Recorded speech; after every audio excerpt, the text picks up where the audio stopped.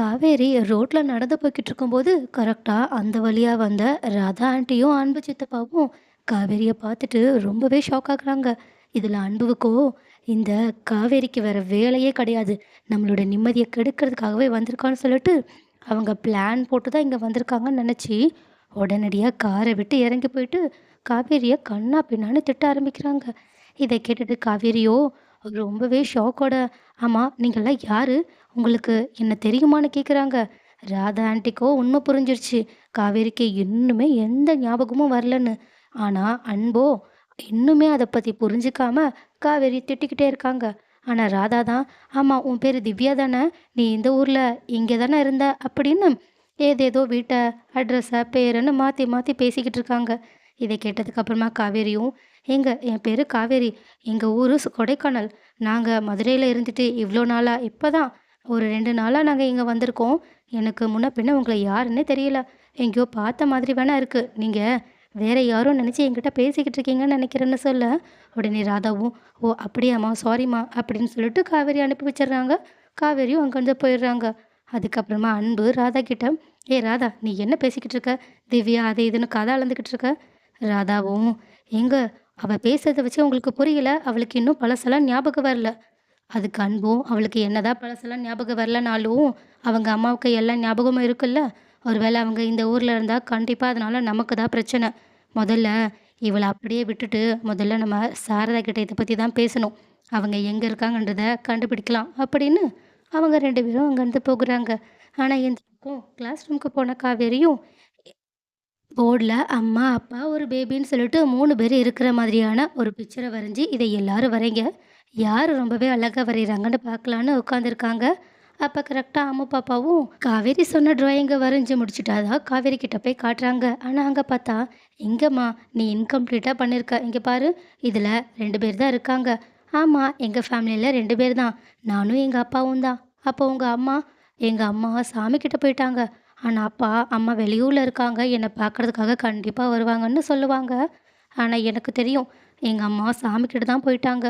ஆனா அப்பா சொல்லும்போதெல்லாம் எனக்கு எங்க அம்மா வந்தா நல்லாயிருக்கும் தான் தோணும்னு சொல்ல, காவேரியும் உங்க அப்பா சொல்றாங்கல்ல, கண்டிப்பா உங்க அம்மா அப்பனா உங்கள பார்க்கறதுக்காக வருவாங்கன்னு சொல்றாங்க. இத கேட்டுட்டு காவேரி பாப்பா ரொம்பவே சந்தோஷப்படுறாங்க.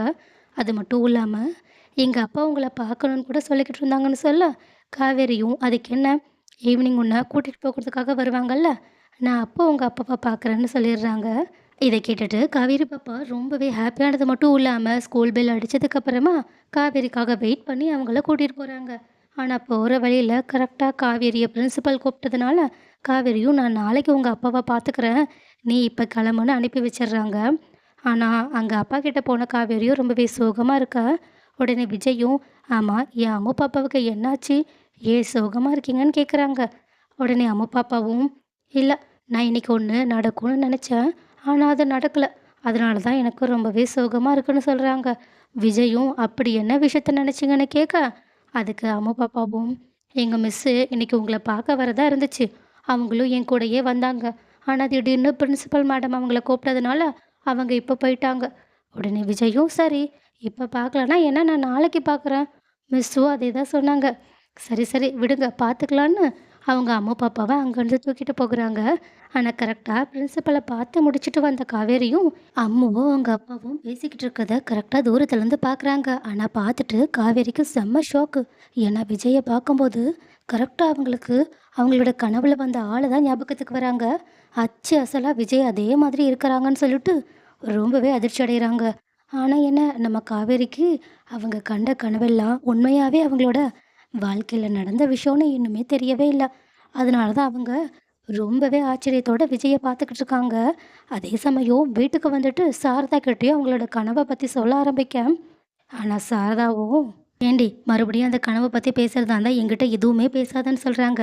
ஆனால் காவேரியும், இப்போ கனவு விஷயம் கிடையாது, நான் அம்மு பாப்பான்னு ஒரு பாப்பாவை சொன்னேன்ல, அந்த பாப்பாவோட அப்பாவை இன்னைக்கு பார்த்தேன், அவங்க அப்படியே என்னோட கனவுல வர்ற அந்த ஹீரோ மாதிரி இருக்கிற ஆள் மாதிரியே இருந்தாங்க. பார்க்கும்போது எனக்கே அது கனவா நனவான்னு தெரியல, நான் என்னையே கிள்ளி பார்த்துக்கிட்டேன் தெரியுமா. ஏன் இந்த மாதிரி யாரோட வாழ்க்கையாலும் அது நடக்கும்னா என்னால் நம்பவே முடியல தெரியுமான்னு சொல்ல, சாரதாவும், ஏண்டி இப்படி தேவையில்லாத விஷயத்த பத்தி பேசி உளறிட்டு இருக்கிறதுக்கு பதிலா, நான் என்ன சொல்ல வரேன்றத கேட்பியா மாட்டியா? சரி சொல்லுமா. ஆமா, நிவின் தம்பி உனக்கு ஒரு மாப்பிள்ளைய பார்த்து வச்சாங்கன்னு சொன்னல்ல? ஆமா, அத தான் நான் வேண்டான்னு சொல்லிட்டேனே. இல்லடி, அவங்க இன்னைக்கு 5 மணிக்கு உன்ன பொண்ணு பார்க்கறதுக்காக வராங்க. இத கேட்டுட்டு ஷாக்கான காவேரியும் சாரதாவ பார்த்துக்கிட்டு இருக்காங்க. உடனே சாரதாவும் உன்கிட்ட உங்க அக்கா பேசணும்னு சொன்னான்னு சொல்லிட்டு, உடனடியா ஃபோன் எடுத்து அவங்க கையில குடுத்துடுறாங்க. ஸோ காய்ஸ், இதுக்கப்புறமா என்ன நடக்க போது? காவேரி கங்கா கிட்ட பேசினதுக்கு அப்புறமா அவங்களோட மனச மாத்திக்கிட்டு சாரதாவுக்காக இந்த கல்யாணத்துக்கு சம்மதிக்க போறாங்களா என்ன? ஆனா, அது மட்டும் நடக்கிறதுக்கு முன்னாடி சீக்கிரமா விஜயும், காவேரியும் மீட் பண்ணிக்கிட்டு, காவேரிக்கு பழசெல்லாம் ஞாபகம் வந்தா நல்லாயிருக்கும். அப்படி இல்லையா, சாரதா விஜய் உயிரோட தான் இருக்காங்கன்ற விஷயத்த தெரிஞ்சுக்கிட்டு, அவங்க உண்மையாவே விஜய் கிட்ட போயிட்டு காவேரியோட நிலைமைய பத்தி சொன்னா நல்லா இருக்கும்னு யாரெல்லாம் நினைக்கிறீங்க?